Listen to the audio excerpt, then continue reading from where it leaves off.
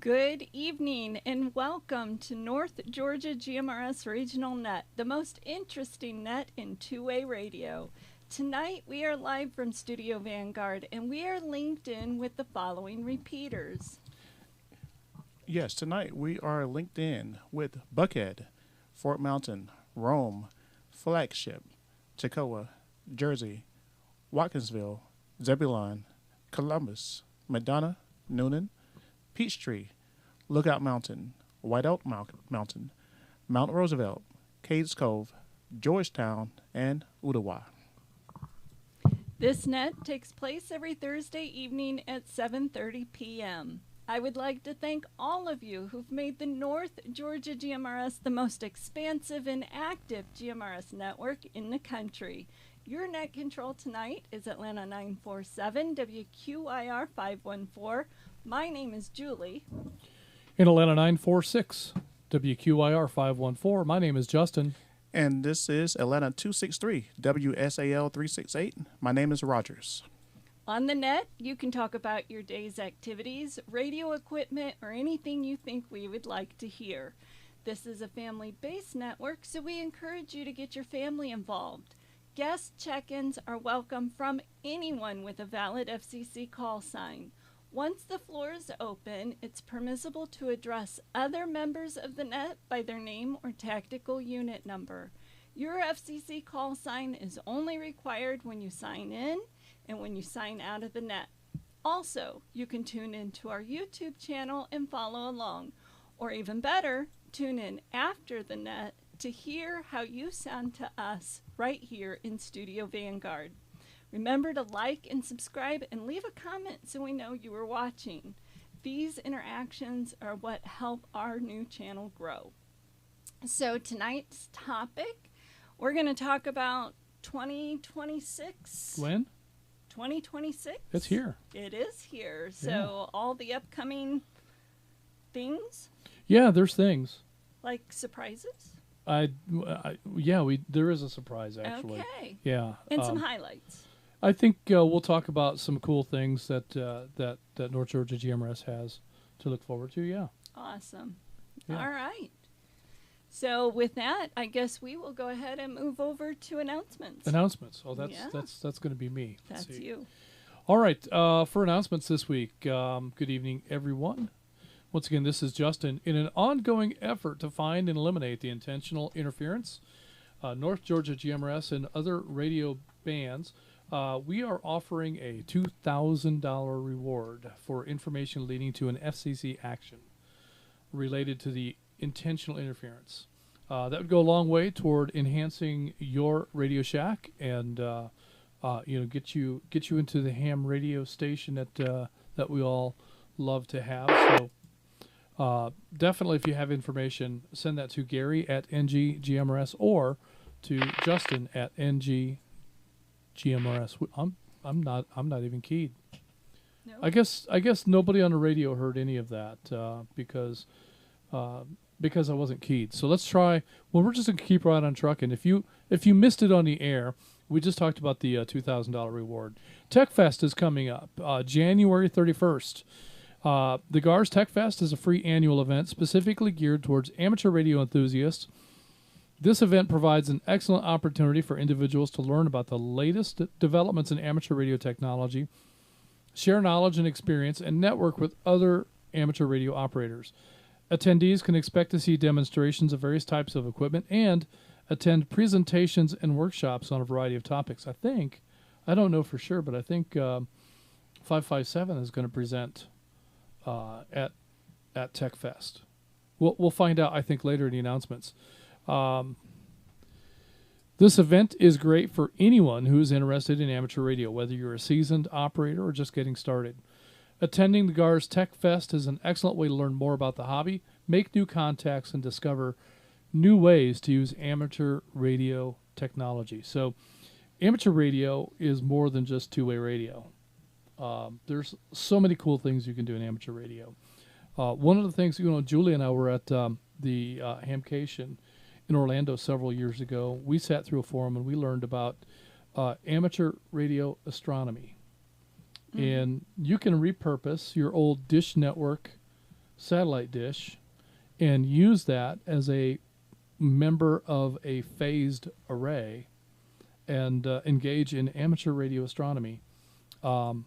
Fascinating stuff. And what's cool about that, because you're listening and you're not transmitting, is you don't need a license to be engaged in radio astronomy.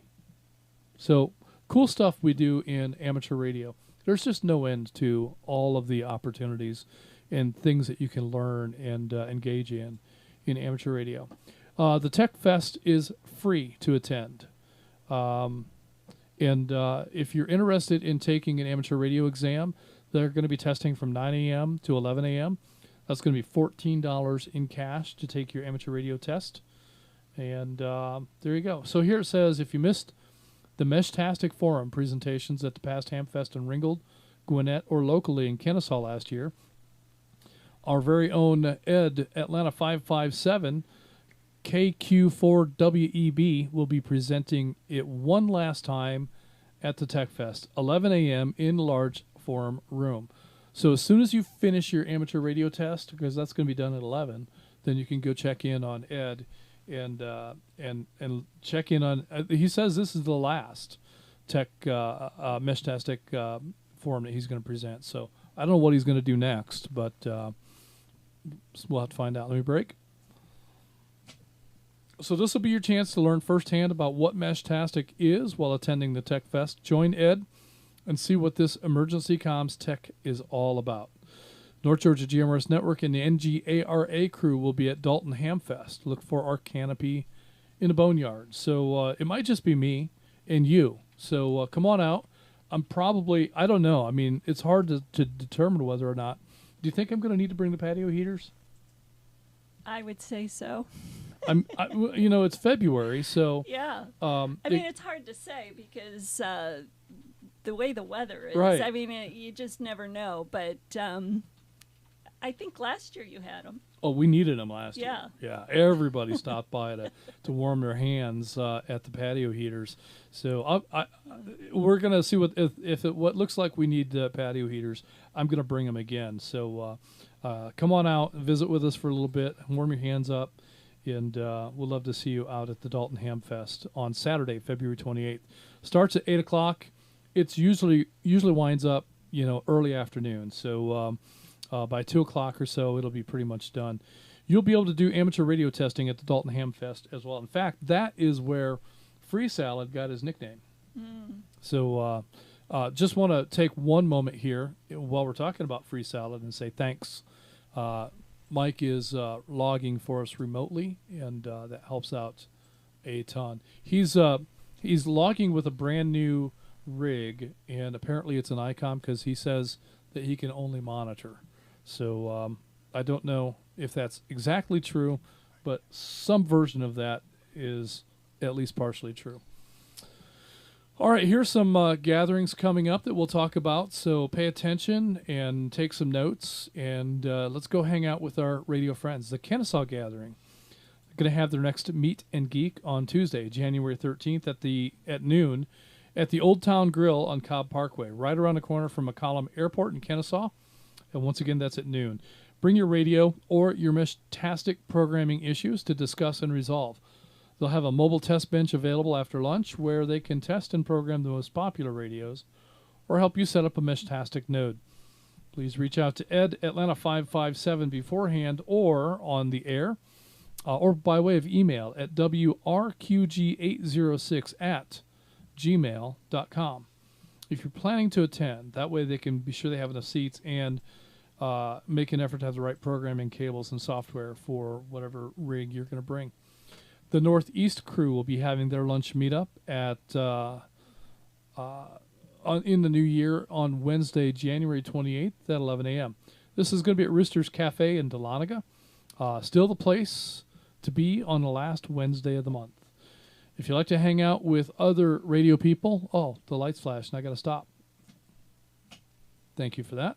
If you'd like to hang out with other radio people, feel free to join us. Contact Bobby, Atlanta 403, or Joe, Gainesville 44, if you have any questions.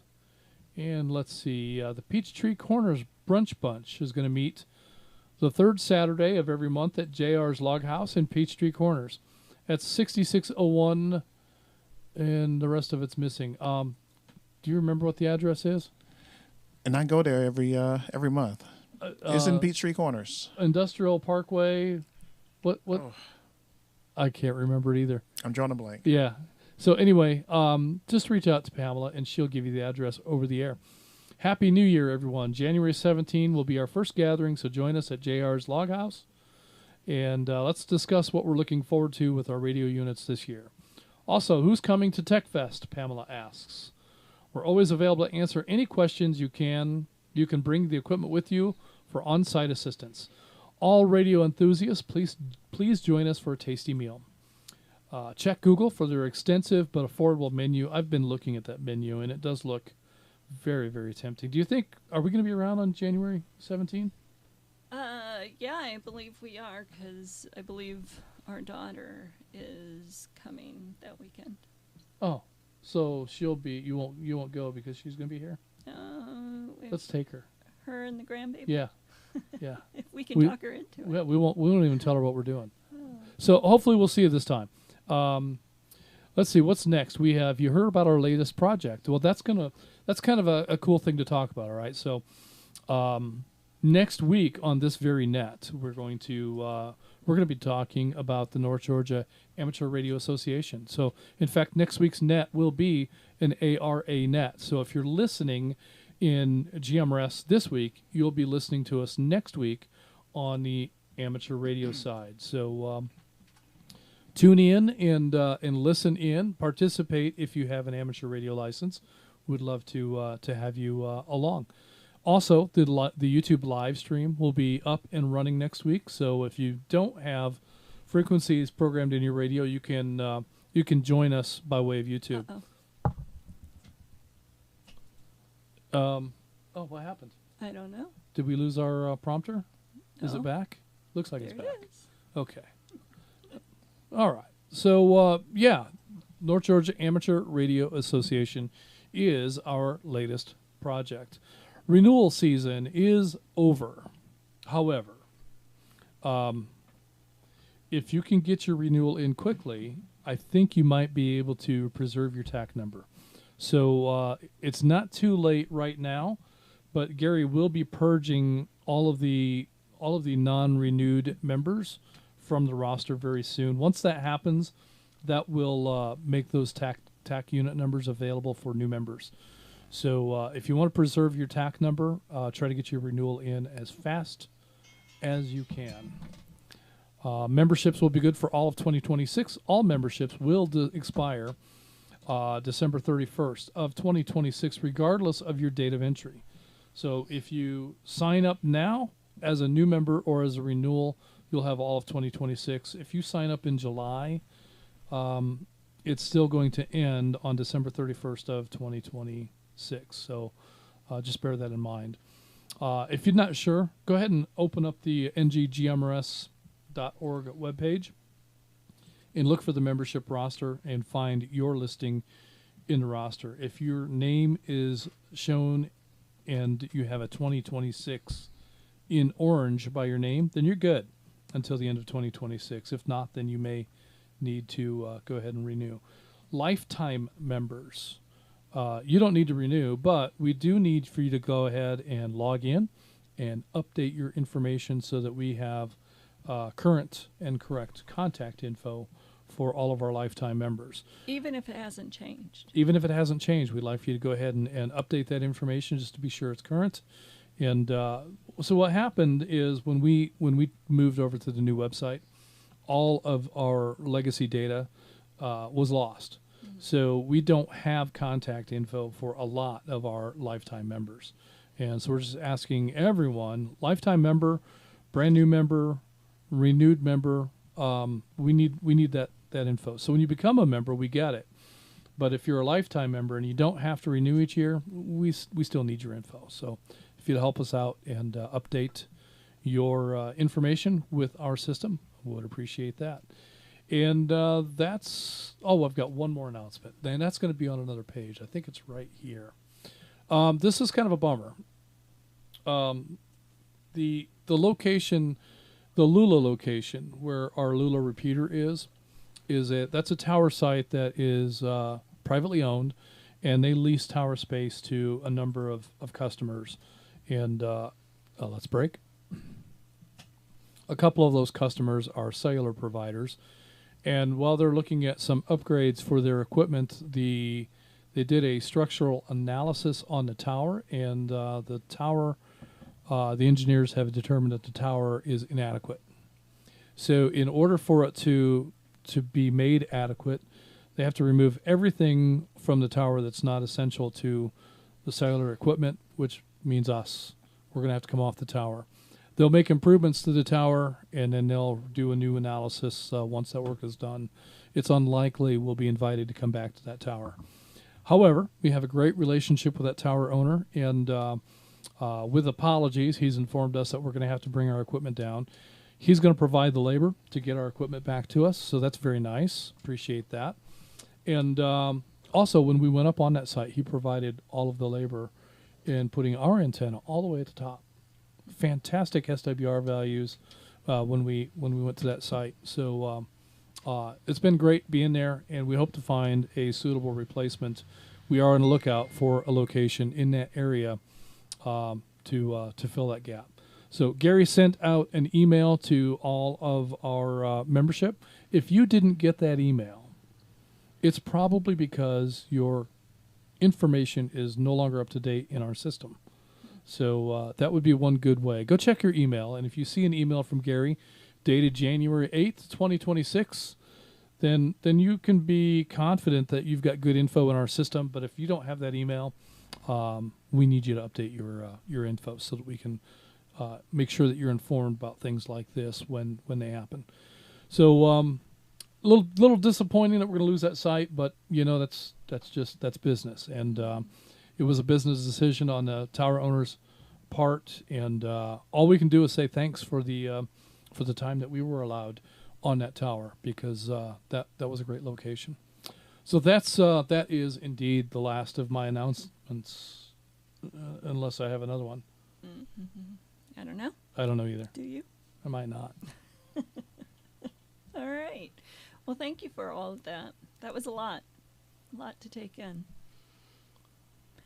So with that, what's next? We're going to go ahead and talk about some of the things for 2026 and what's led us to where we are, etc. So this week we're talking about 2026 in the North Georgia GMRS Network. North Georgia GMRS Network has accomplished some pretty amazing things. We've built the largest, most advanced GMRS network in the country, and we've collected the largest group of contributing members who've made the research and development possible.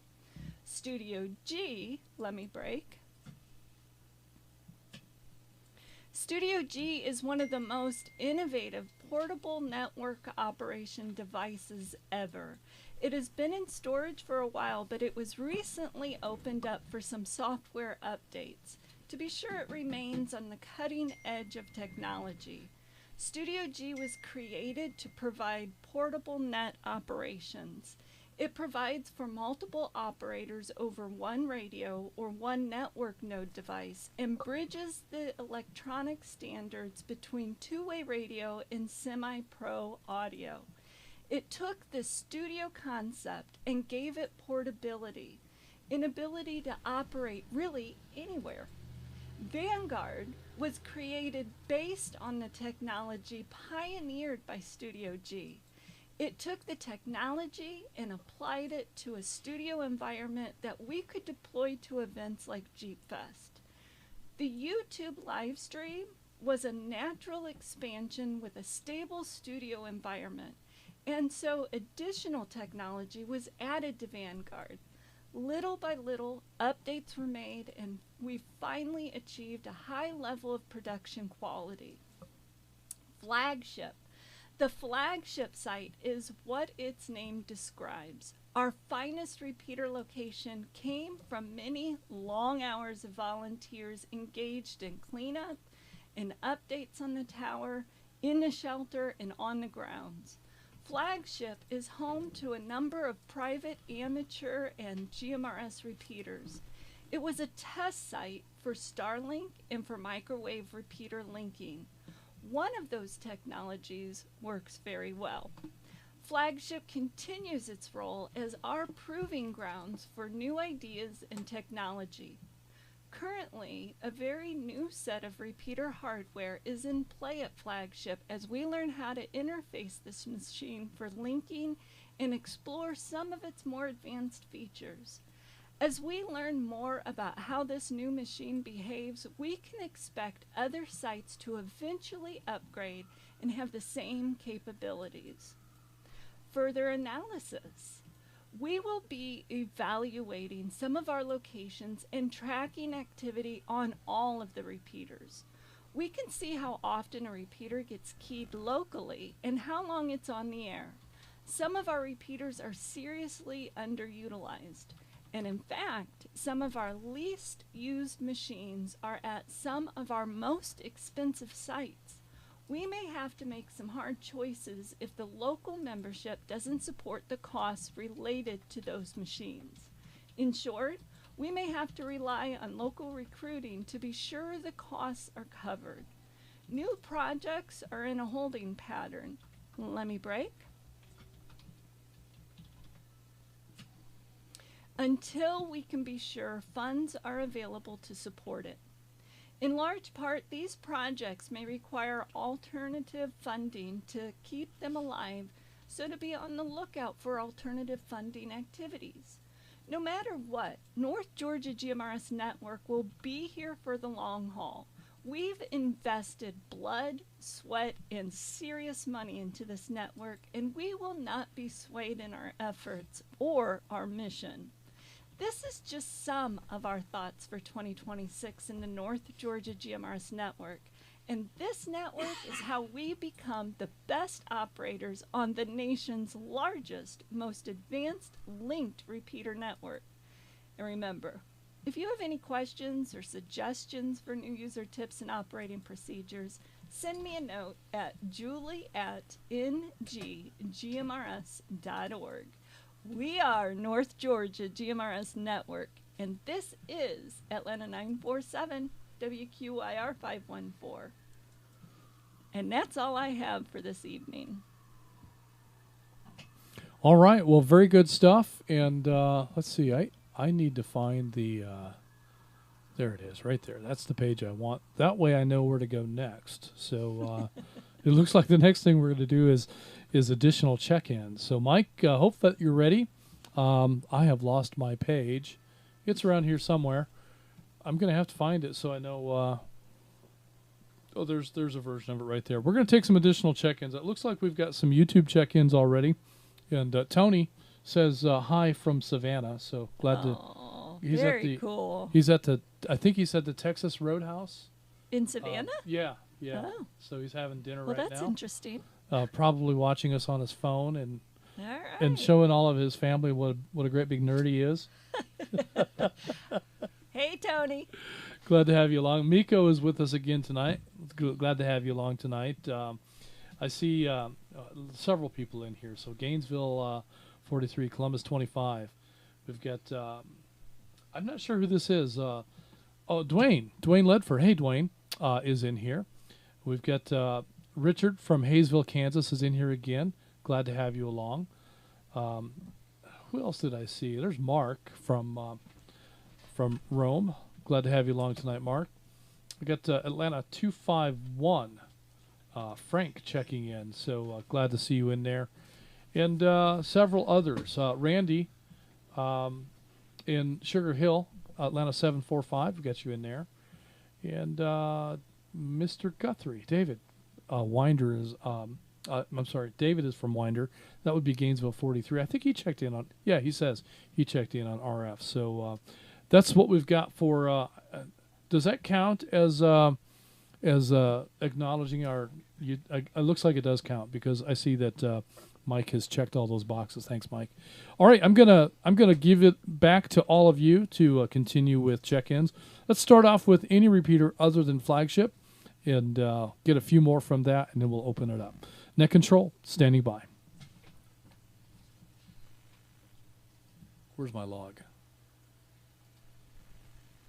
Where's my mouse? This is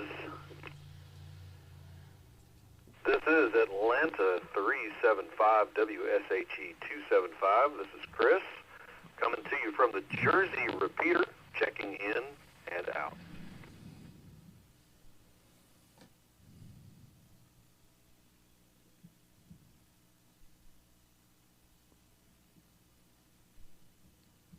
I put a few of those YouTube check-ins in, but I don't know if I got them all because I heard you reading out some that I didn't see.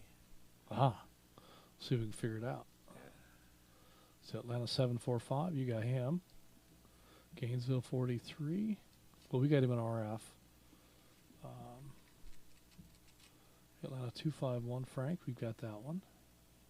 Rome 12. Yep. Who else do we have? Atlanta 355. I didn't acknowledge that one. That's Mitch. Atlanta 355. I'm going to put you in here right now. Oh, that's doubled then because I got him on the YouTube. Oh. Yeah. No, he is in there. So, yeah, that's Damon. It says, did I misread that? So, right you now, said Mitch. Right now I've got him in there twice. Okay.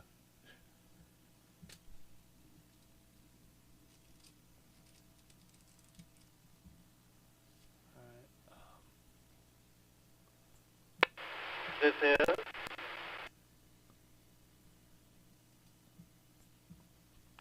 WSTX 490, Atlanta 194. This is Scott checking in and checking out.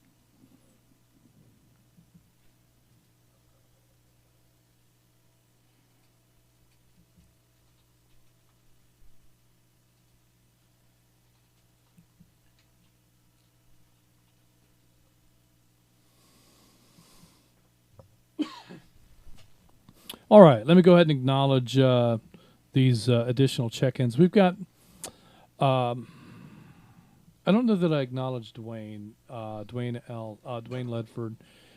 from a YouTube check-in. We've got you in here, Dwayne.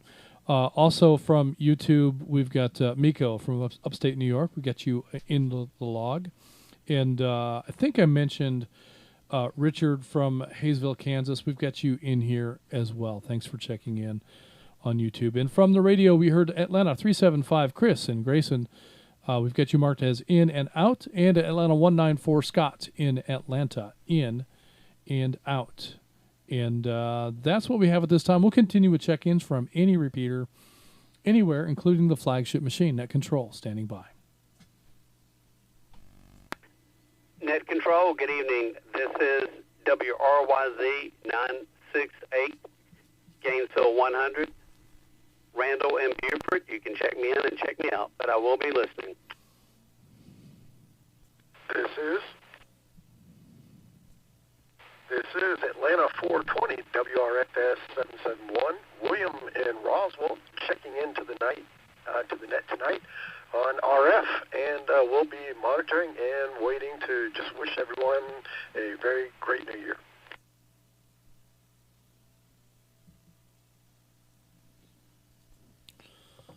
This is WROB 245, Atlanta 849, Pamela in Duluth is in. I don't know what the subject is. Atlanta 848 is in and out. Ernest.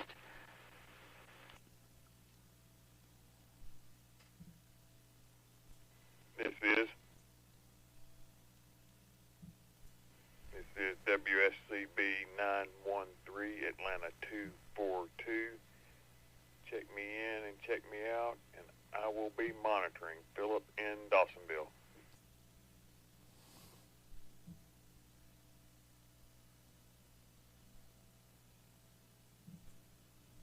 This is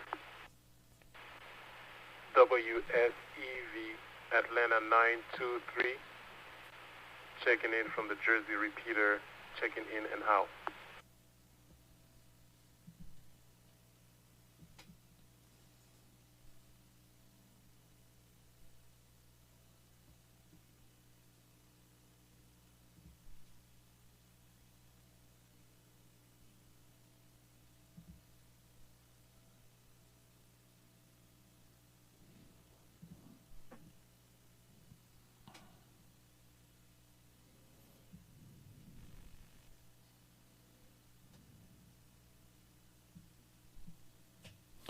All right. I think we missed a couple of acknowledgments earlier on. So let me go back and grab these. We've got Rome 43.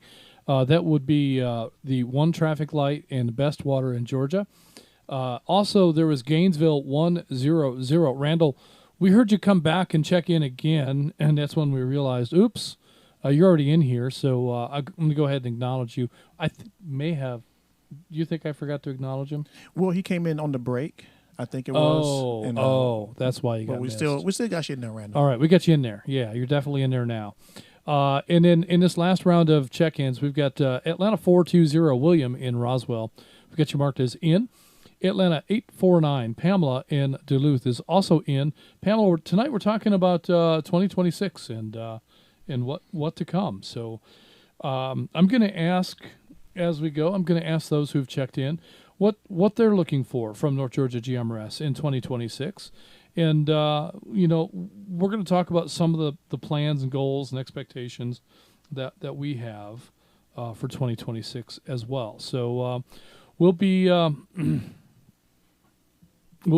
that's the topic right there. So stick around, Pamela, for that. Also, Atlanta 848, Ernest in Duluth is in and out.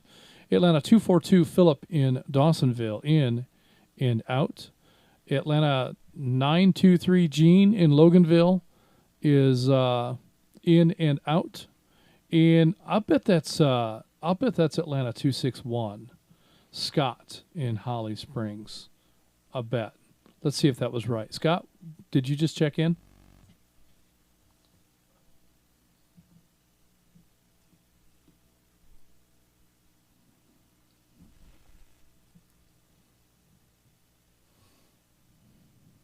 All right, maybe it wasn't 261, but we did hear a Scott, and we think it was Holly Springs, but we missed the rest of that. So last check-in, can you come back?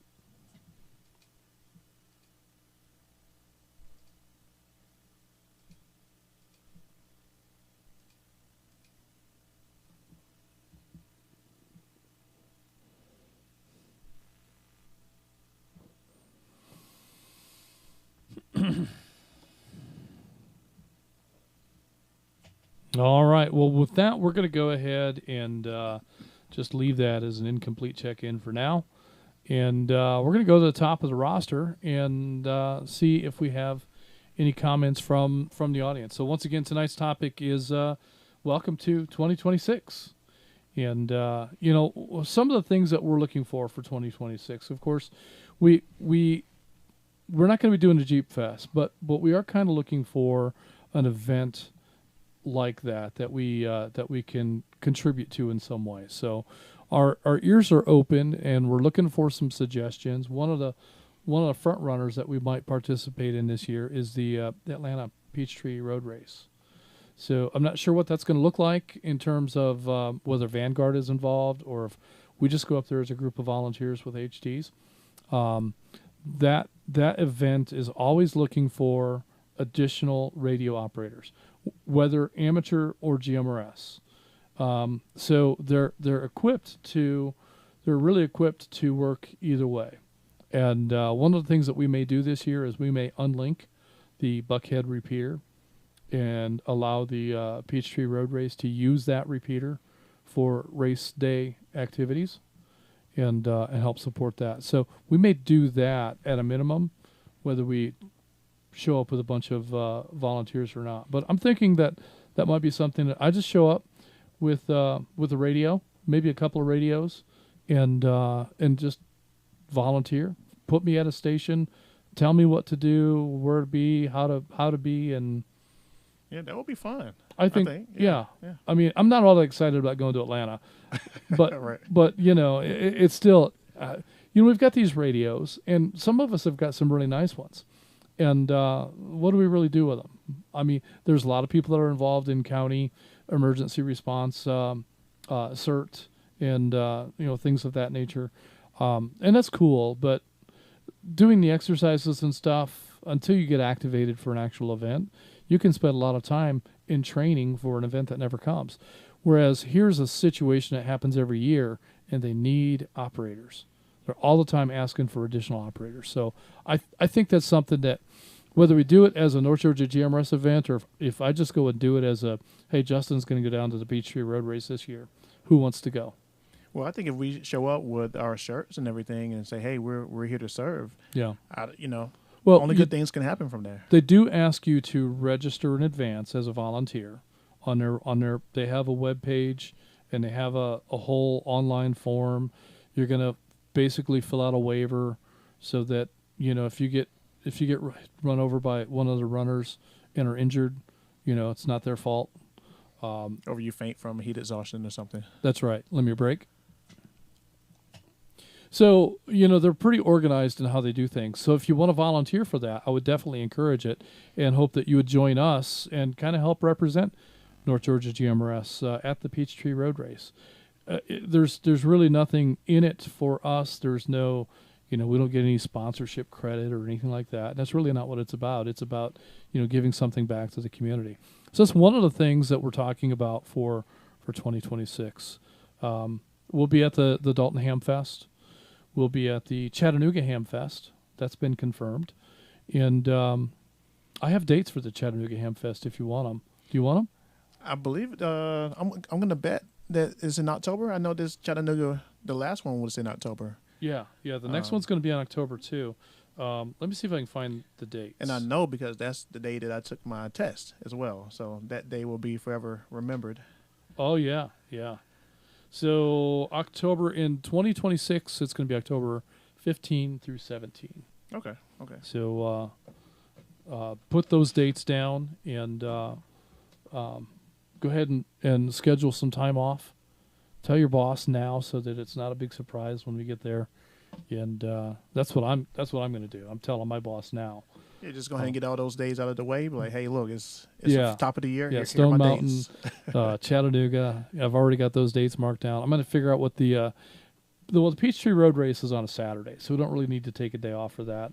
But I'm going to make sure I'm not on call on that day, so that I don't have to lug a laptop around and be tethered to the phone and try to do troubleshooting from the middle of the park. Or bring some of these. I have some. You're looking online, some good noise canceling headphones. Oh yeah, and I can be in the middle of a baseball game and no one would know.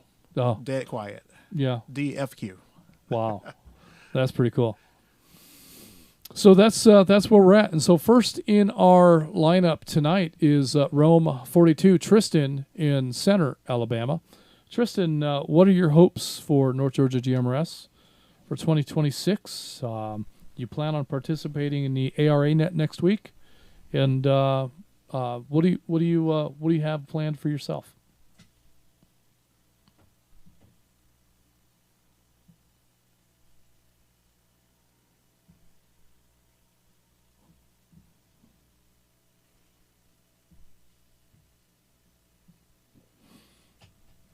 Rome 42. Tristan, are you in there?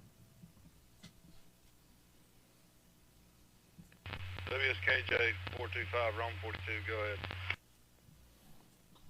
ahead. Tristan, what do you have planned for 2026, and what do you look for North Georgia GMRS? Just continue nets and listen to good conversations. That's about it. All right. You think you'll make it to the amateur side next week when we do this on the ARA thing?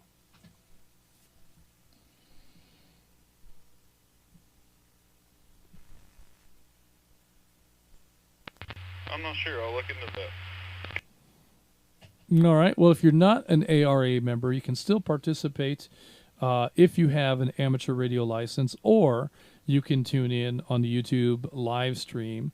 Same live stream that you may be watching this evening will be running next week for the ARA net. So just wanted to drop that in there. Thanks for coming back, Tristan. Glad to hear from you tonight. Next on the roster, we have Atlanta 244 Adam in Covington. Adam, same questions. You plan on being with us next week for the ARA net, and are you looking forward to anything out of North Georgia GMRS in 2026 that we're not already doing? This is Atlanta 244 WSIC 587. I realized I didn't have to do that, but okay. I really miss being able to do Echolink or whatever we used to have here, and I would love to see a feature like that come back, at least for the ARA side. When it comes into listening to next week, I would have to do it online. I cannot receive yet.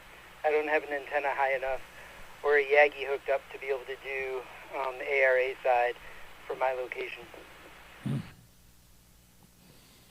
Well, online works, and you can comment online, and we'll take your check-in that way, and you can participate. We do try to keep up with comments. A little shorthanded in the studio tonight, but I have taken a few moments to kind of scan through to see if there are any questions that are popping up in the YouTube chat that we can bring to the air. And I can't guarantee that I'm going to catch them, but I'm trying. And so you can definitely check in and participate that way next week. So good stuff. All right, then. And what do you have planned for yourself for 2026? What's big coming in your life for the coming year? I'm actually looking to see about opening up a second company, and I got some other things job-wise going on that's kind of neat.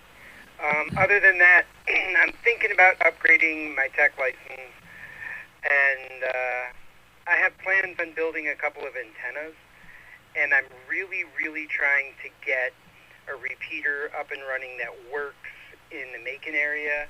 I know we have a couple of folks down there, and if we're able to share that tower, I've talked to Gary about it too, about getting us down in Macon, because that would be fun.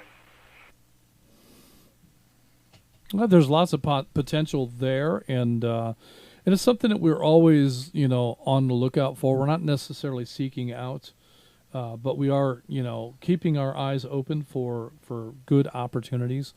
And if the right situation comes along, we'll definitely consider it. Just, like the whole Lula situation. It's a shame that we're off of that tower.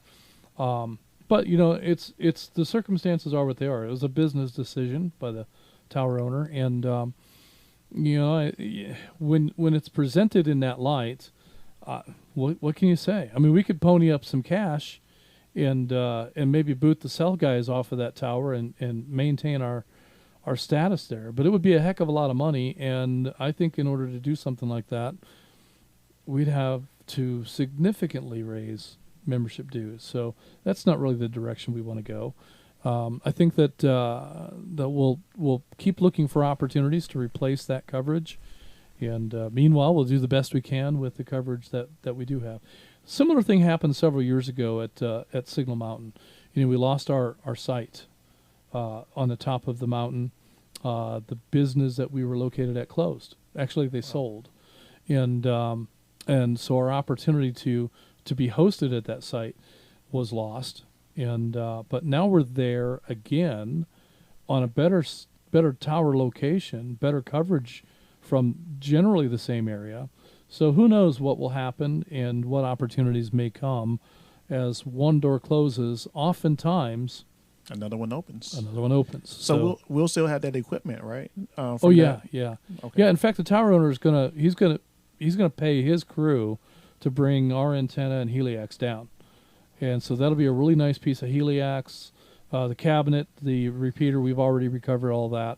So that equipment is at Hobbit Communications, ready to be deployed. So if we have an equipment failure someplace, we can pretty quickly replace equipment based on those spare parts.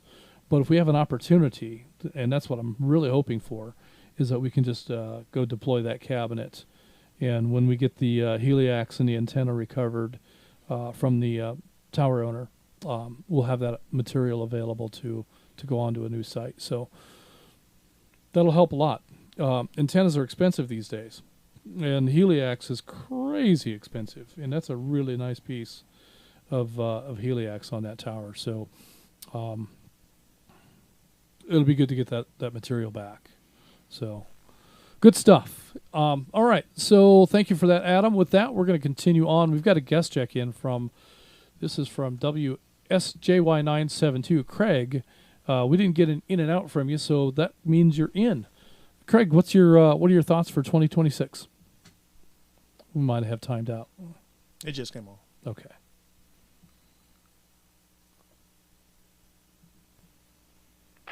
Well, I am actually studying for my ham radio license. I've actually done several practice tests, and I've passed every one of them, so I think I need to get signed up. Someone said that the government shutdown might happen on the 30th if they don't get things done, so I need to schedule it really soon. But that's the first thing as far as radio-wise. The other thing is we have a cruise planned. We're going to Alaska. We're going on an Alaskan cruise in June of 2026, and very much looking forward to that. Oh, that's pretty cool. Alaska is definitely on my bucket list. I'd really like to see Alaska in the summertime. Yeah. I don't have a lot of interest in going up there when it's cold, but I would absolutely love to go visit Alaska. That's great. And Rogers, there's no concerns with the government shutdown. That won't affect you getting your amateur radio license at all, will it? Oh, well, yeah, I know all about that. So, Craig, yeah, go ahead and do that before the 30th. I think I suffered the longest wait time in history to get my tech license. I tested on October 4th, and the shutdown had happened the previous day on October 3rd, I believe it was. And it was, I had to wait that whole time until the government reopened, and then waited a few more weeks until the FCC got caught up. And I I ended up getting my license around maybe mid-November, I think it was. Yeah, 6 or 7 weeks, I think. Yeah, so I technically had to. I think I have the record, one of the records. That's the longest wait time in history. So, do what you got to do before the 30th. I would say a week before the 30th, just to make sure it's in there. Yeah, but you know, even if you don't take your license, if you take your test at the, like, say at the Tech Fest, all right, the day after they shut down, if that's what happens, you do have to wait, and that's not great, but you will get your license. Yeah, It'll come. But you're in queue. You're in queue until infinity. Who knows? That's right. And if there's a lot of applications during that period, that queue just, you know, you never know where you're going to be at in it, and so depending on how that plays out, you could be waiting for a little bit, 6 or 7 weeks perhaps, could be more, could be less, but I wouldn't want to chance it. The potential is certainly there. So if you have the opportunity to test early, you definitely should, and I absolutely encourage that. That's something that we've always encouraged with North Georgia GMRS, and in fact encourage it even more so now, because we're going to be starting in 2026 a rotation, a week by week, between North Georgia GMRS on 1 week and North Georgia Amateur Radio Association the following week, and then back and forth throughout the year. So you'll be able to hear us on YouTube either way, but we'll either be on the ARA or on the GMRS side, depending on which week it is. So we'll do our best to keep folks informed ahead of time. Probably going to do most of that communication on Facebook, but we'll also try to convey that plan on the air as well. And also, speaking of a potential shutdown, if anyone listening, if you have a friend, if you have any friends that want to join or get into GMRS, now's a good time to get them or have them get their license and get, with the FCC and get it set up. Right. And then, have them check in on the net with you as well, or talk to us on the repeater. Absolutely. Let me break one more time. I'm told that when I do that quickly, it doesn't reset all the repeaters. So, and I think that's another point I'd really like to emphasize. If you've got a friend or a neighbor that has even a minor interest in GMRS radio, encourage them to go ahead and get their license. There's no test to take. It's just a matter of going to the FCC website, paying the $35 fee, and that's good for a 10-year license. And the thing I love about GMRS radio is it includes the family. So I don't know if anybody saw tonight, but my son was actually in here. He's a little bit camera shy. He's a little bit microphone shy, and he didn't want to be known, but he was actually excited about helping out. He just didn't want to be on the air. That may change in time. Yeah, well, I think if they were looking at your camera, we can see him in one of the screens over there. So okay. Hint, hint. So if anybody saw that stranger in the room, that was my son Jordan, and if you happen to shout out to him through the week, he does monitor from time to time. So that would be cool stuff. Maybe you can coax him into coming on the air. What's his tag? Well, he is Atlanta 949, and so that works out. That's Jordan, Atlanta 949. So we'll definitely like to encourage him to get engaged. But, he's 27, 28 years old. I don't know how old he is. Anyway, he's too cool for radio right now. But definitely good stuff. So, Craig, absolutely encourage you to chase down that license. Get your neighbors and friends involved in GMRS. And for all the benefits that we talked about. And, even if if they just get their GMRS license, would absolutely invite them to come and participate in a few nets. Whether they choose to become members of North Georgia GMRS or not is secondary. I mean, I hope they do. But the more important thing is just getting that license and having that communications tool in case we get into a situation where conventional communications have failed. Not that would ever happen. I mean, cell phones have, in the history of the world, have never gone down except for, 8, 10, 12, 15 times? But you never know. Yeah. And you never know when that time could be the extended time. Right. Where it doesn't just pop right back on. Or, did you hear about the outage earlier? It could be a little worse. Who knows? Yeah, I mean, the outage might be for a couple hours. It might be for a couple of weeks. We hope that it never comes to that, but it just depends on the nature of the outage. And, one of the things, we had an outage at work here recently, and it affected part of our traffic control system. But it was really strange because it didn't affect everything. And it was really weird at the locations it did affect. And what I'm learning is that there are layers to the network that you never even see or know about. Services that are running that provide services to other services. Let me break. And so there's countless things that can break in a network that could have an effect on corporate traffic, could have an effect on email traffic, could have an effect on a specific ISP. It's just very, very intricate in how many dependencies the network has on other services and functions. And any one of those things can fail and bring narrow portions of the network down or wide portions of the network down. And so that's one of the things that was kind of eye-opening to me, seeing such randomness in locations that we had outages with, and trying to put together why these locations and not everything, or why this area and that area but not everything in between. It was really hard to understand the relationship between the sites that were in trouble versus the ones that were up and running. And that can be really challenging when you're trying to troubleshoot and diagnose a problem. So the internet is a complex can of worms, and man, there's so many things that could fail that and often do that we never even really know about, because equipment has redundancies and things. But one of these days we're going to find out the hard way that this system's not as rugged as we had hoped it would be. Well, I remember seeing a clip, and you can YouTube this.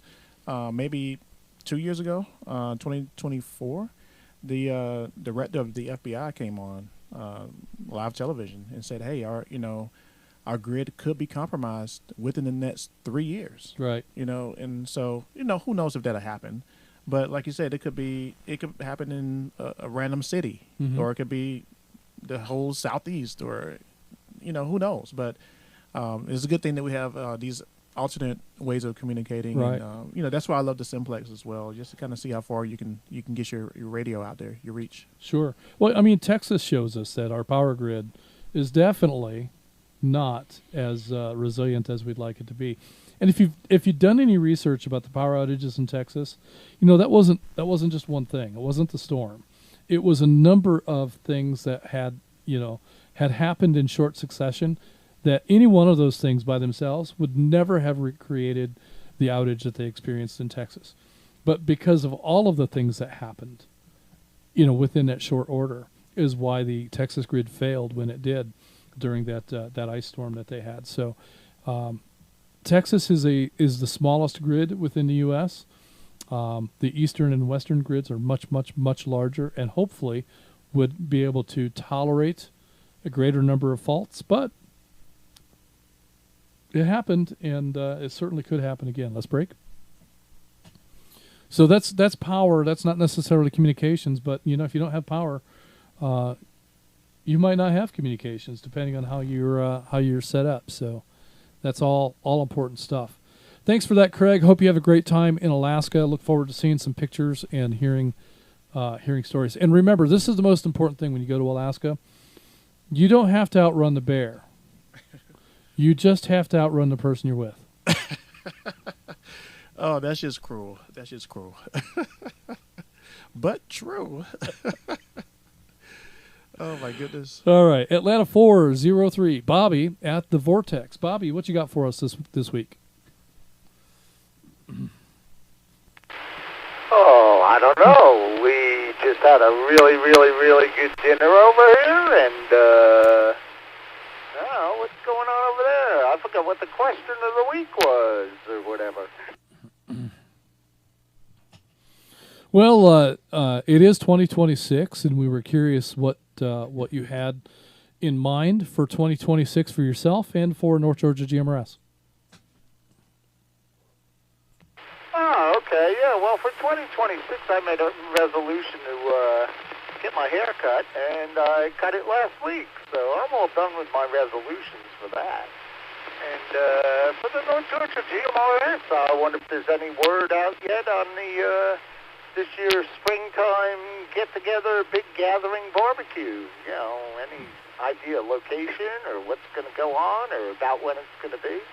Yeah, stuff like that. That's always a great get-together when everybody gets together for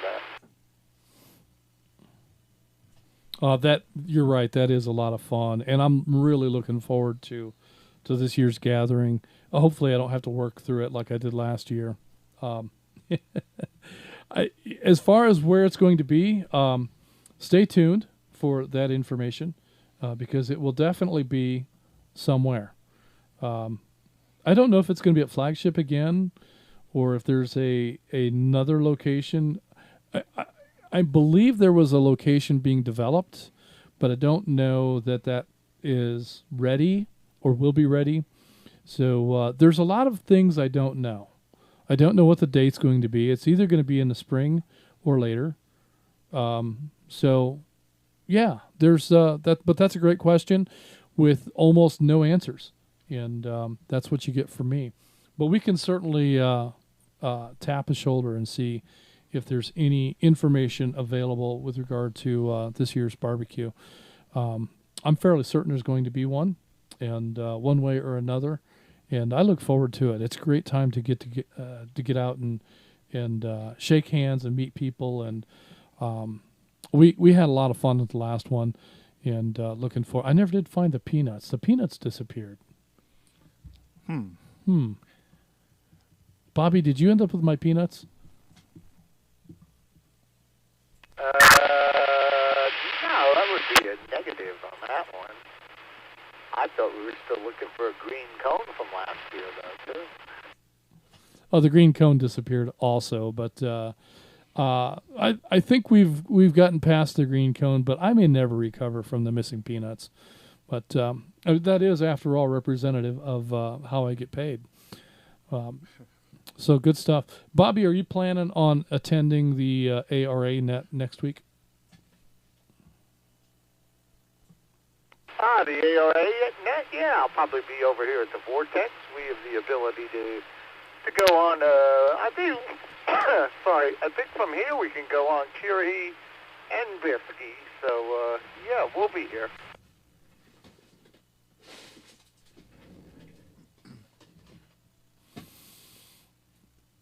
Where'd my pedal go? Oh, there it is. All the way back there.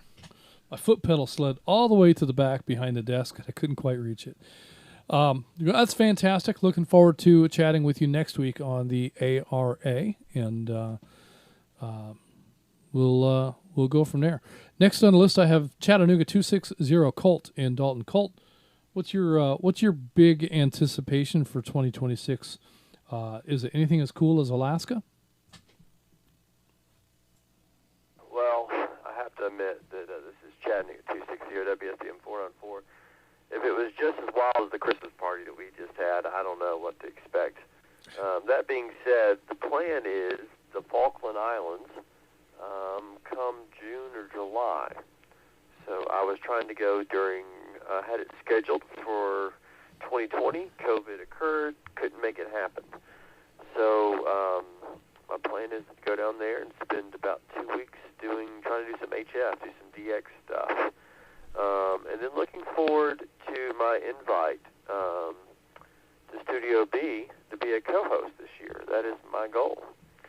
Besides that, just here for the fun and the friends. Chattanooga 260 WSDM 4. Back to you, Net Control.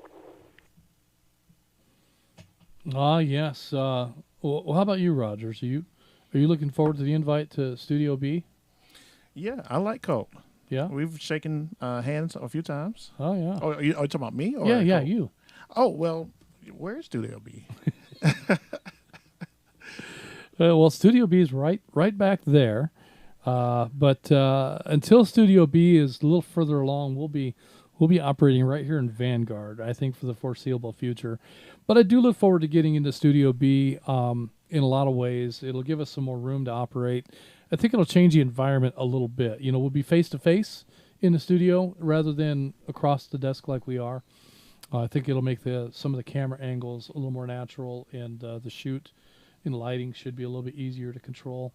And I think that's going to be a lot of fun to get into that environment. And it'll be a lot easier to bring in guests and other folks that we want to engage on the air. But if you have a particular topic that you feel like you are a subject matter expert in and want to engage in a program, we have means other than in studio. So we were going to experiment with some of that tonight, but the timing just got a little bit weird, and I really didn't communicate well enough to make that happen.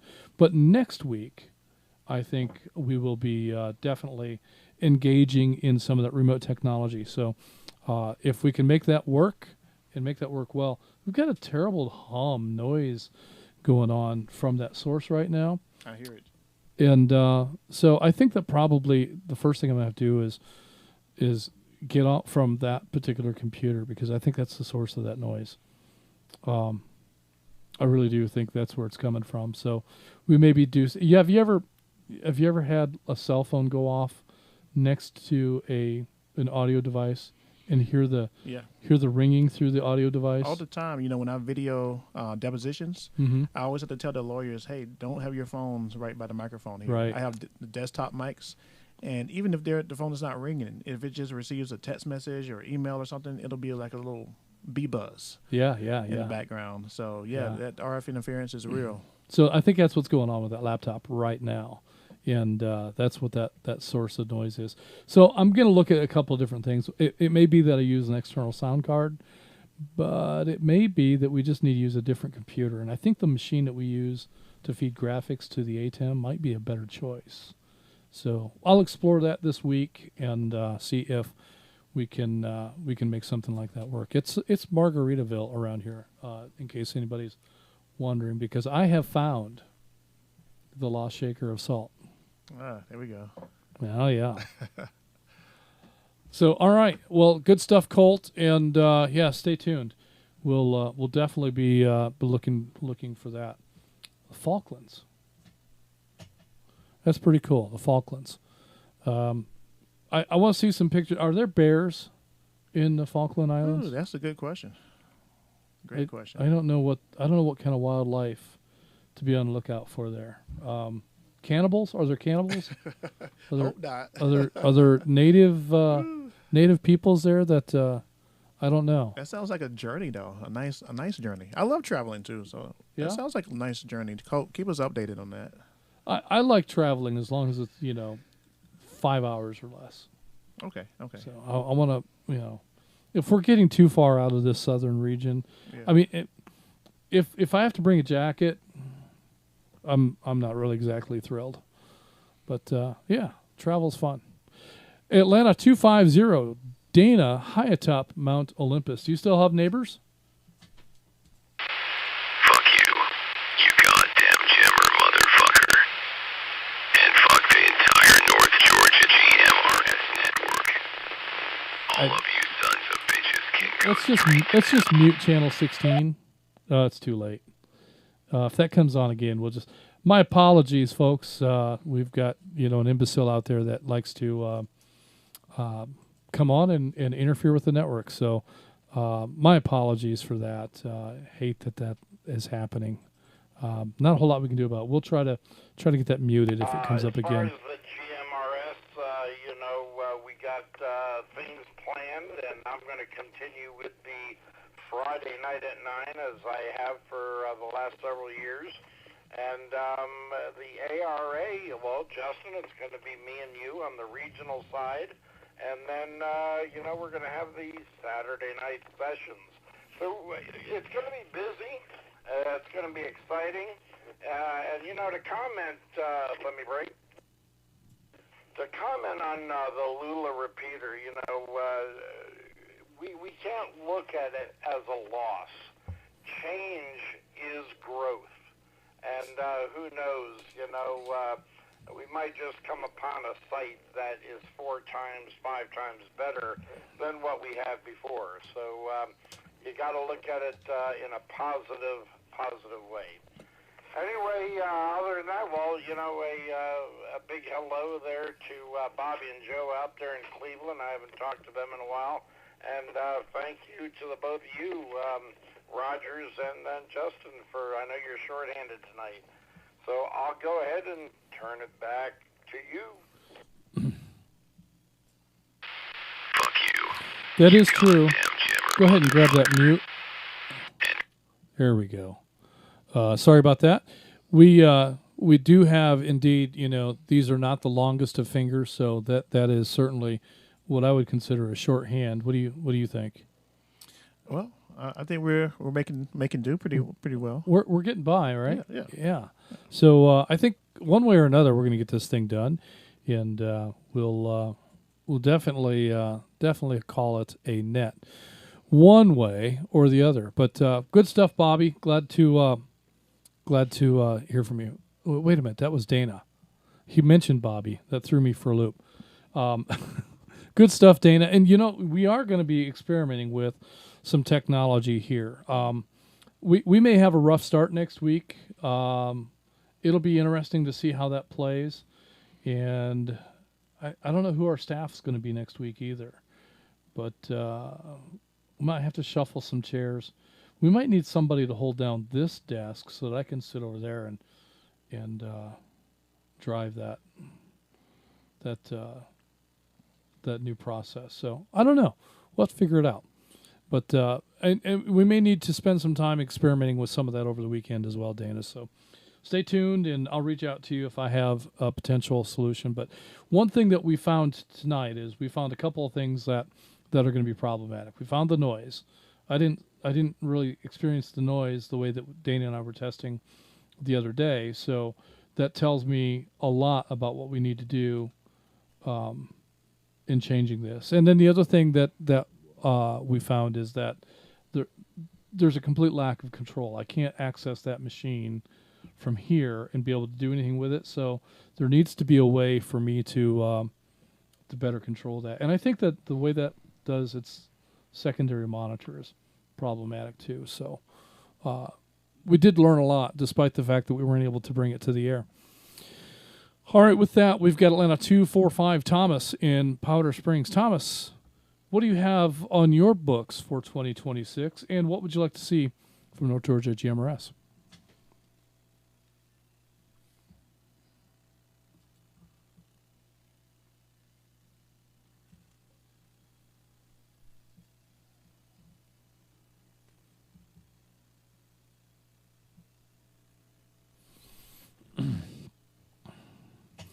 Atlanta 245 Thomas, are you there?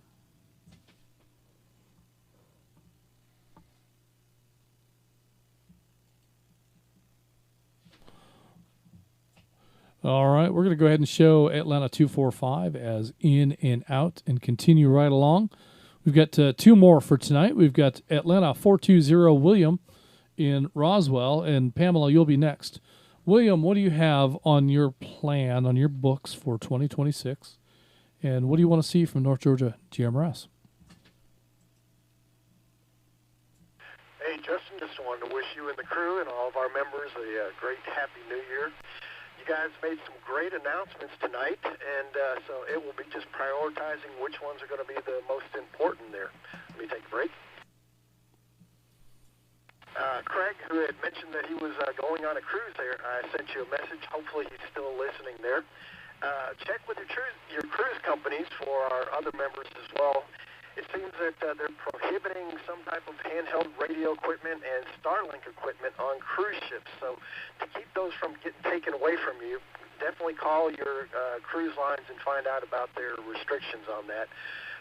There is a solution. Those mesh tastic units, the lanyard-style ones, might be a good solution to carry along that you can just use with your cell phone and probably wouldn't be taken unless you set one with an antenna on top of a table there. Over.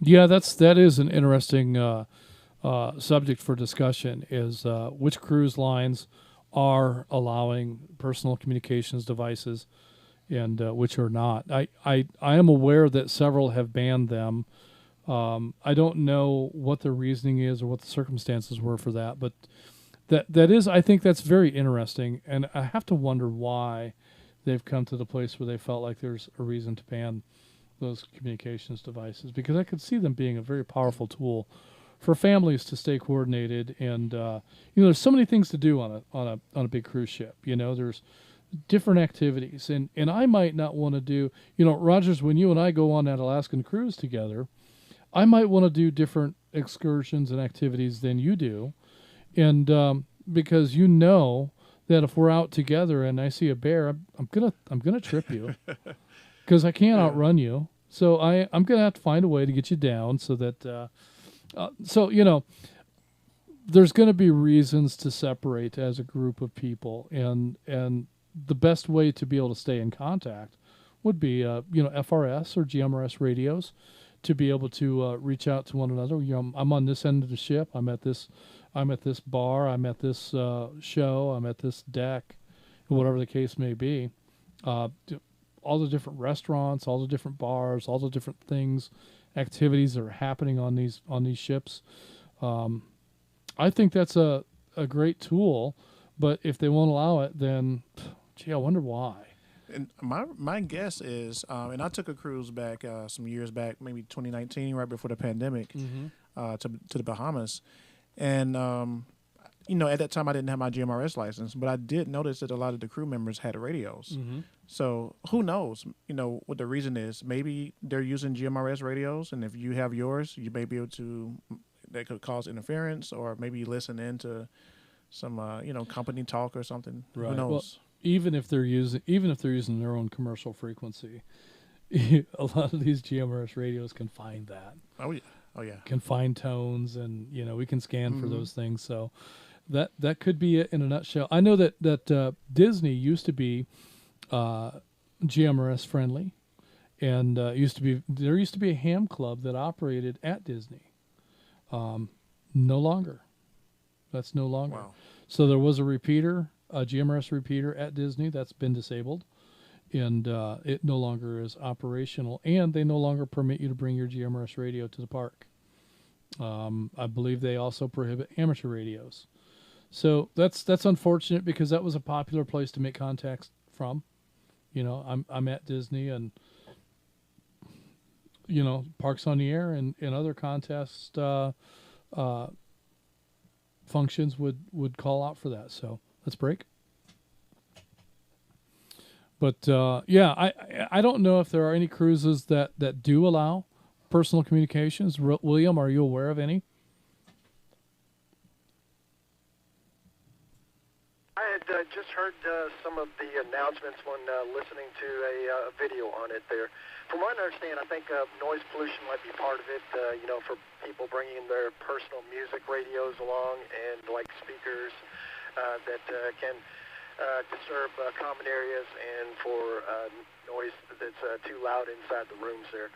But they're just trying to make the experience more pleasant. But I would check to see if if licensed users will be allowed. Maybe if headpieces or other things like that.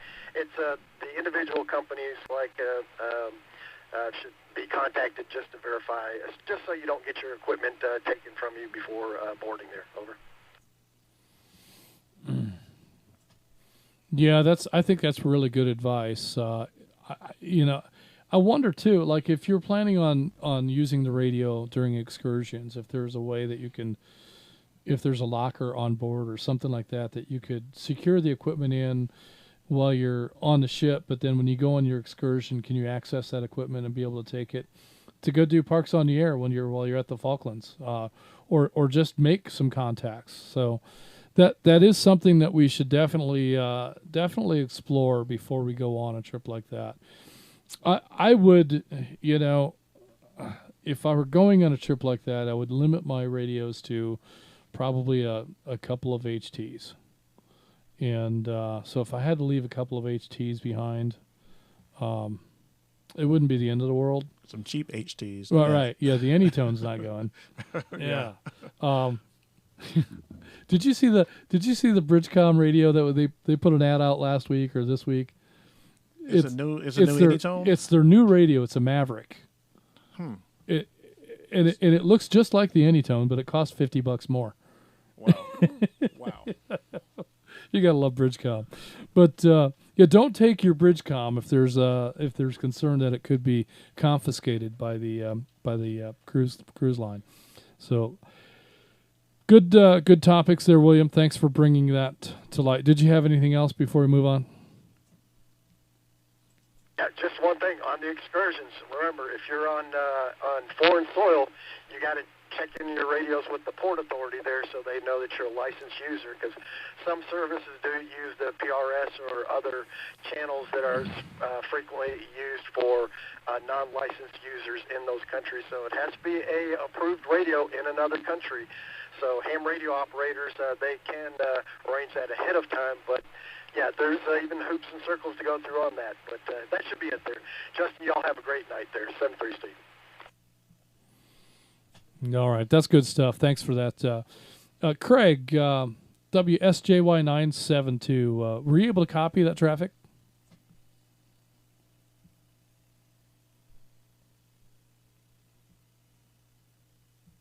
Yeah, for sure did. All right. Well, stuff to take into consideration. Definitely what you were the one to go into Alaska. Who was going to the Falklands? That was Colt. Yeah, that was Colt. Yeah, that was Colt. Yeah. Colt, did you copy that as well? Are you aware of the potential limitations? Maybe he's not even taking a cruise. Maybe he's going to fly over, and you can check that, in a checked bag.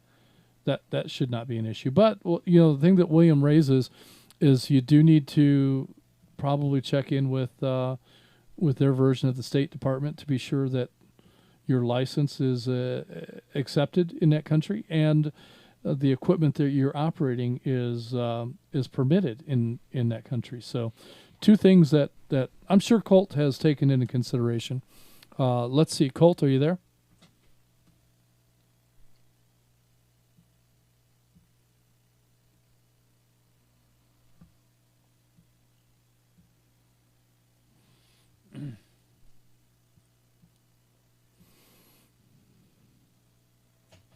All right, Colt is a busy guy. His phone must have rang, and he's taking care of business or something. But good information, good points. Thanks for bringing that up, William. And with that, let's continue on with Atlanta 849, Pamela in Duluth. Pamela, plans for 2026? You got any big cruises coming up? You're going to take a radio, and what are you looking for from North Georgia GMRS in 2026? You're gonna have a lunch. Oh, that's gonna be in a couple of weeks. You can talk about that a little bit too.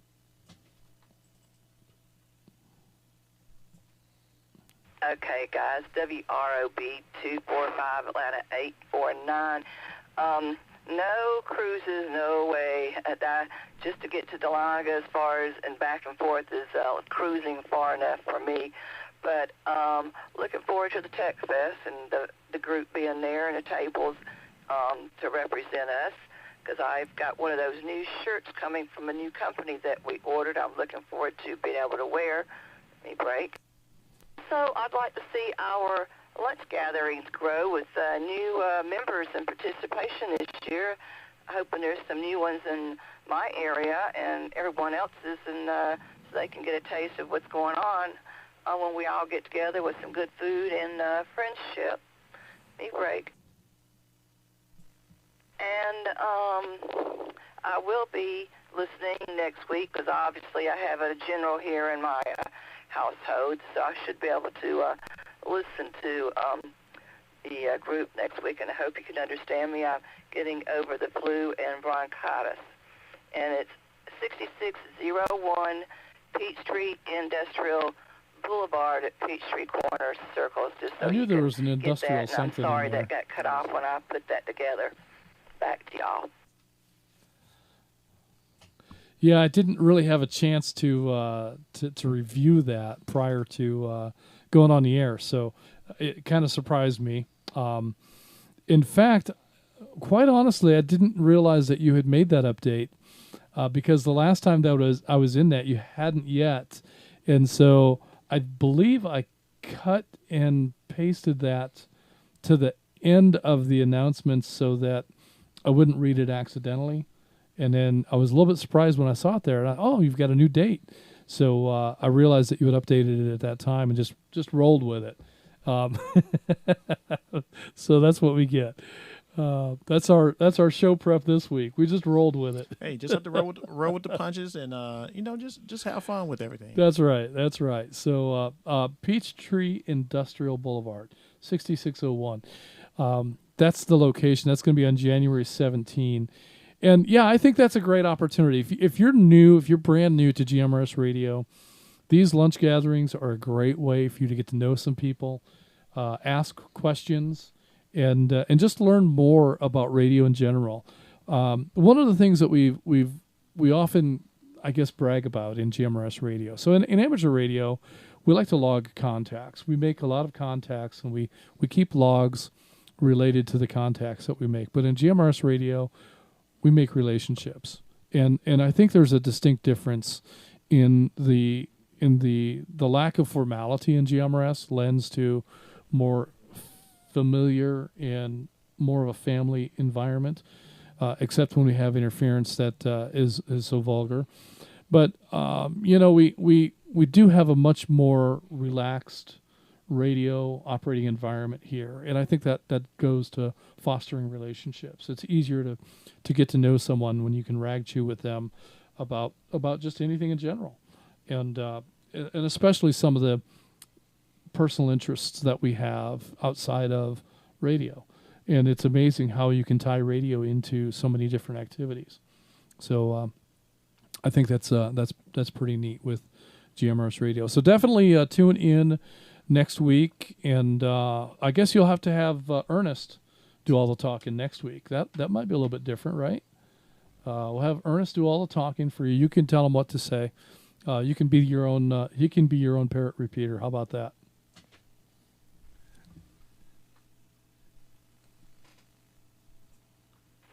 Sounds like a plan. I appreciate it. Yeah, I think I snuck that in when I was in a hospital, was able to update it, and you must have missed it when I did that and added to it. Sorry about the confusion.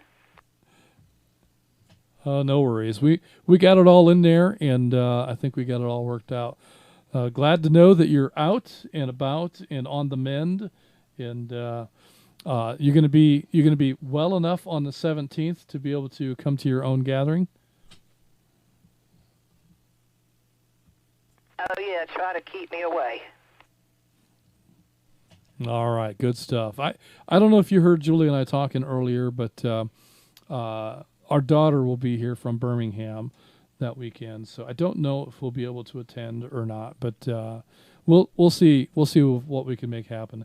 It's all year 2025 we were let's not make any comments, let's not make any plans or make any obligations to attend, but it was like, okay, we can't do it this month. Oh, we can't do it this month. Oh, we can't. And that went on the whole darn year. Every weekend there was something that kept us from going to the Peachtree Corners gathering. So we'll see what happens. Maybe 26 is the year. Who knows? Bobby, you got a haircut. So did I. So I don't know that we saw the same barber, but we probably got the same effect. But good stuff. All right. Well, that is the end of the roster. What do you think? Should we take one more round of check-ins or nah? Why not? Why not? You want to do it? Yeah, why not? All right.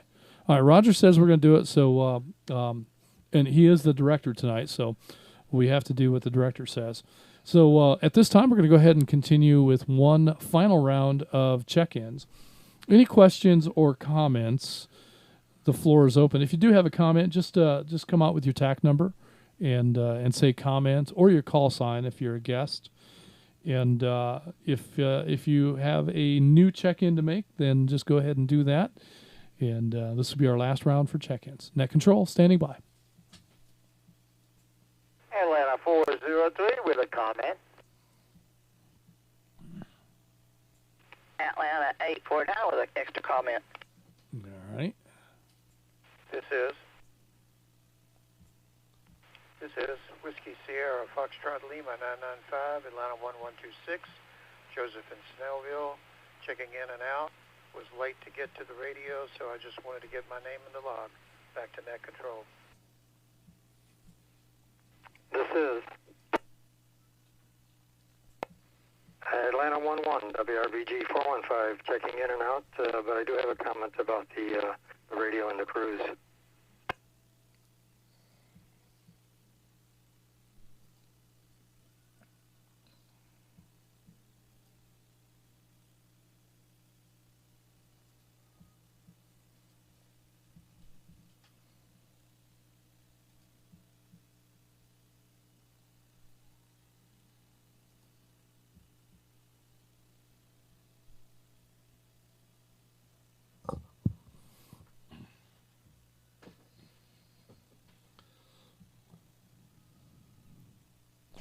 All right, we've got comments from 403 and Atlanta 849, as well as Atlanta 11.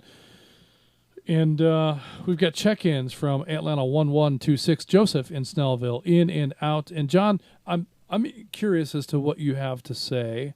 So I'm going to go ahead and I'm just going to call on you. And we're not going to show you his in and out. We'll just go ahead and take your comments right now. And Bobby and Pamela, I'll come to you here shortly. Go ahead, John.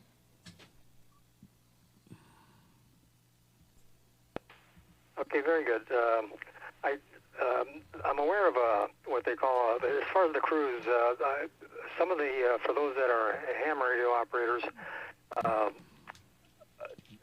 many of the hams that are on DMR, the digital mode, have a device that's called an internet appliance. It's actually marketed as a M1KE. That's the spelling of it, but it's referred to as a mic. And so that looks like a little toy, and nobody's going to usually question that unless they're kind of hip to that. But it basically all you do is connect to the system's Wi-Fi, and you can dial up a talk group and get on the air. It also does various modes besides DMR and EchoStar and the other one.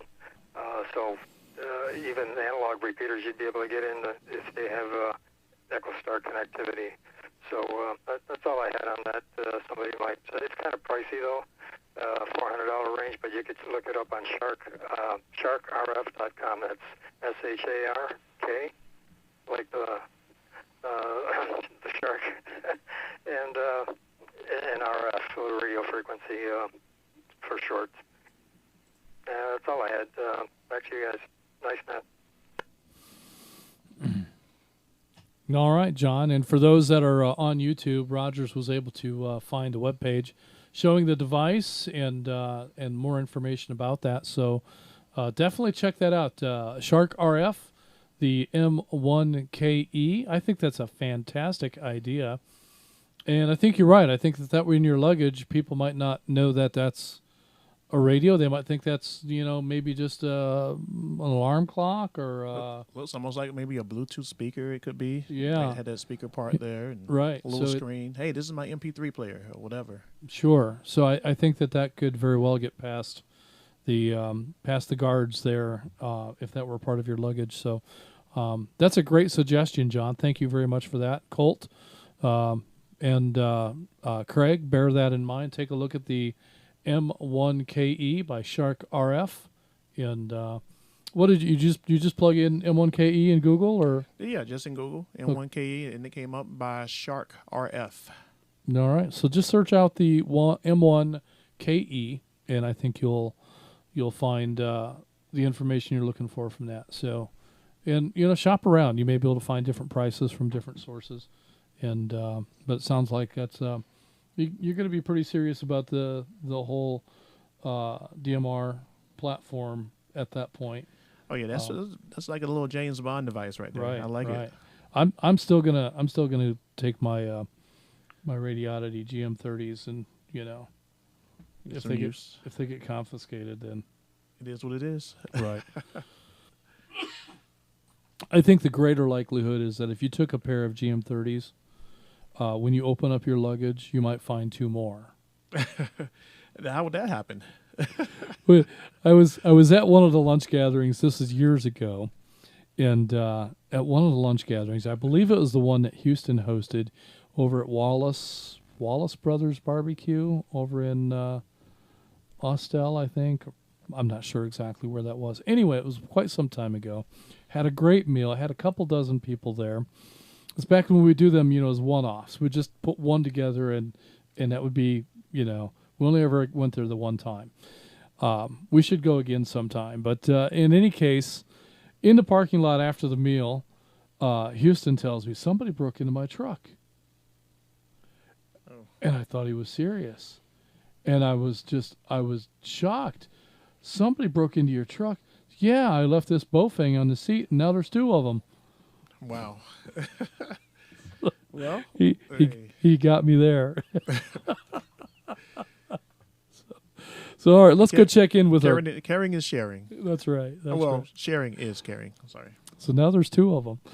Let's go check in with Mr. Haircut at Atlanta 403.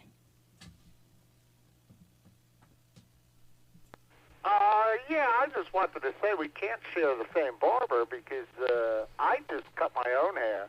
I put the 1/4-inch comb on the ripper cutter and just zap it all off in the bathtub and clean it up. It looks like a small animal exploded in my garbage can in the bathroom, and I'm all done. I do my own. I never get a haircut by anyone.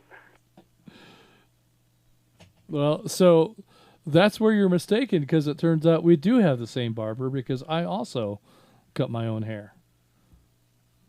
So I don't know what you say about that, but yeah, we definitely have the same barber. Self. Yeah, that's right.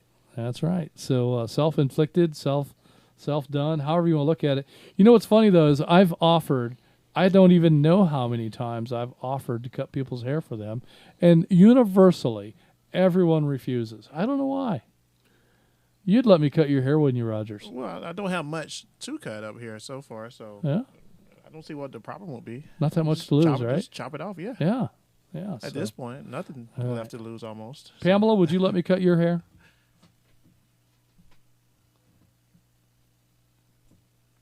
No, I don't think so, even though it's mostly curls. Yeah, you might could do all right. I mean, I don't know how you're going to mess my curls up anyway.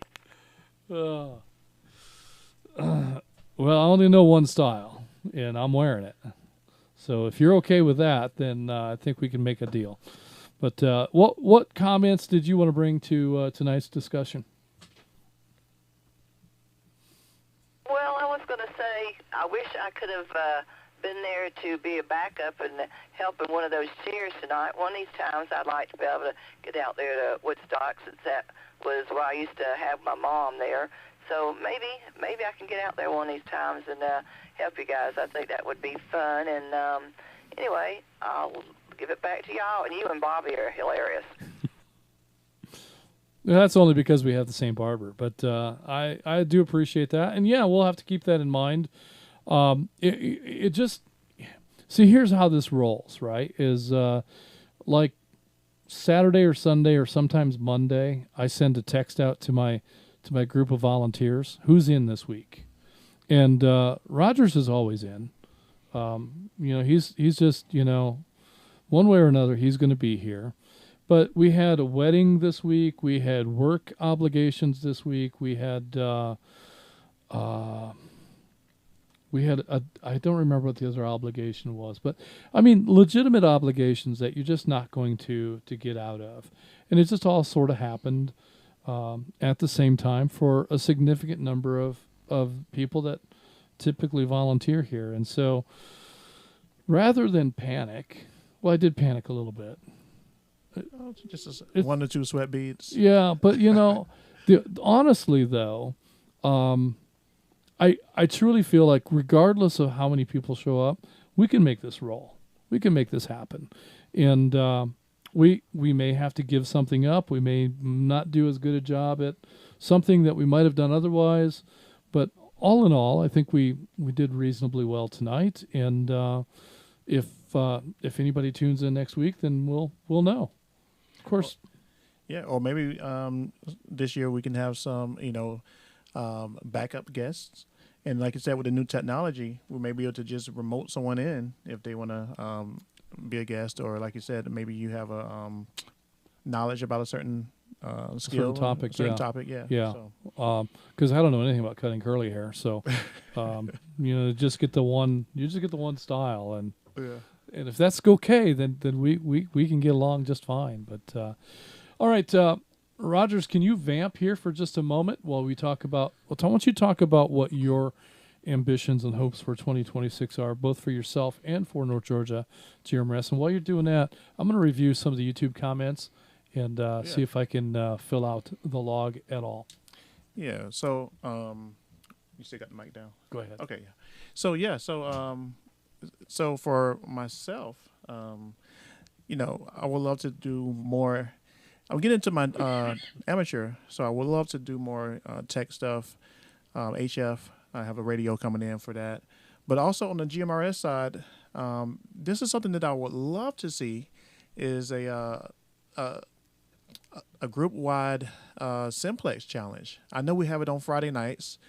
And Dana, I'm not trying to put more work on you, but I would love to see, Simplex from our most southern region, maybe down in Noonan or the Zebulon repeater, all the way up to, if we could get it all the way up to Chattanooga, and using GMRS, but also if we have to, using the combination of amateur and GMRS to send a relay message from our most southern part of our network all the way to the most northern part.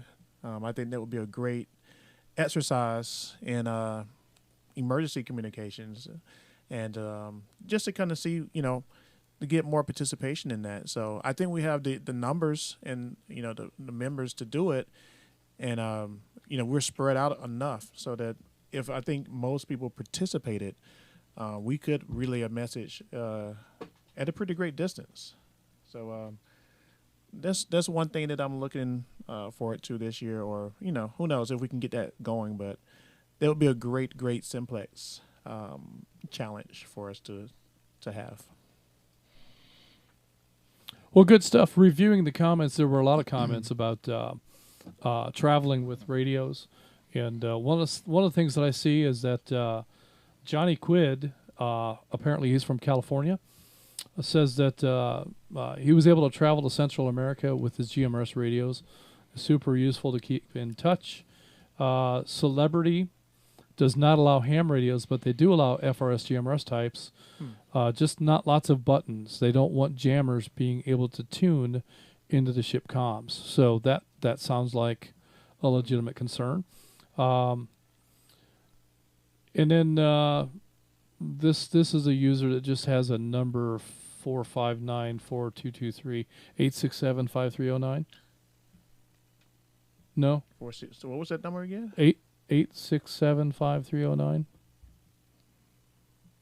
Oh, that must be Jenny's number. No, this is 459-4223.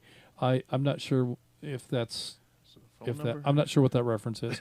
But anyway, his comment is that hopefully licensed users are allowed, but to check with the company, and maybe it's about paying for internet access and noise pollution.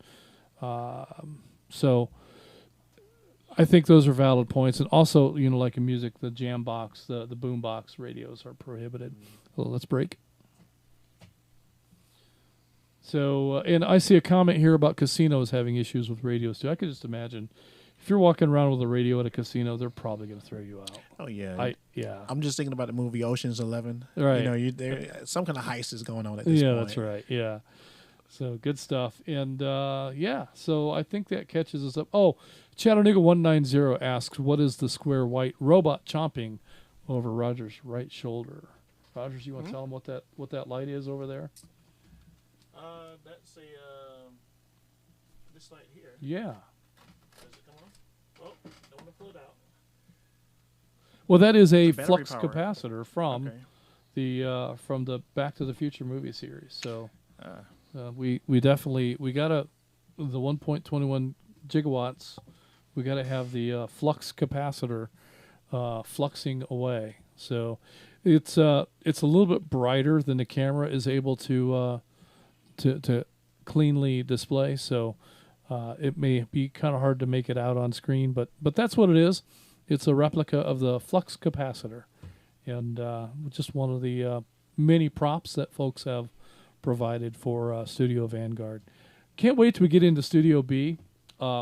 You see the light tower right behind Rogers, and of course, you know the red light on top shows our PTT status.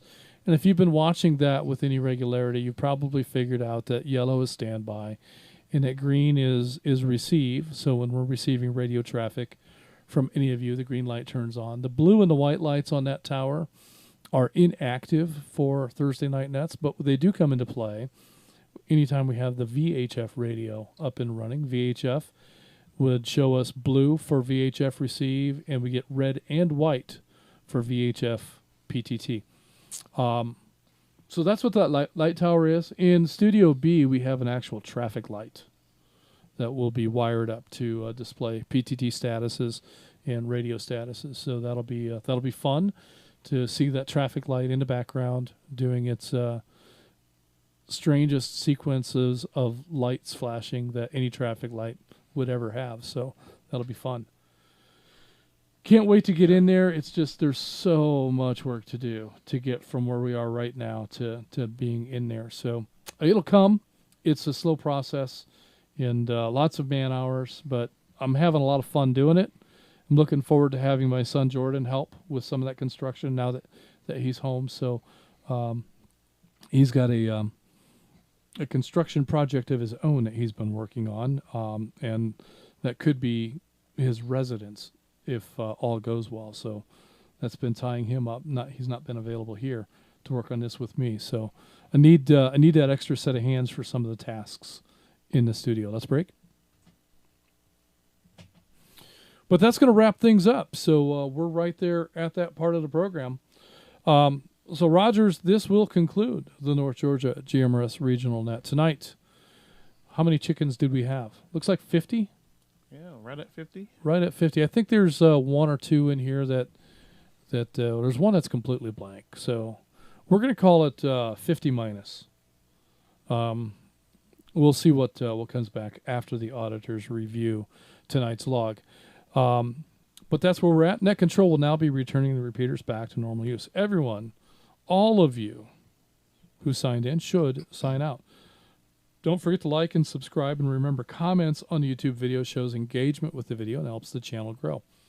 The more activity in the channel, the more likely the algorithm is to recommend the channel to other tech-interested YouTube viewers. So the more of that stuff we do, and feel free to share this with your friends and family.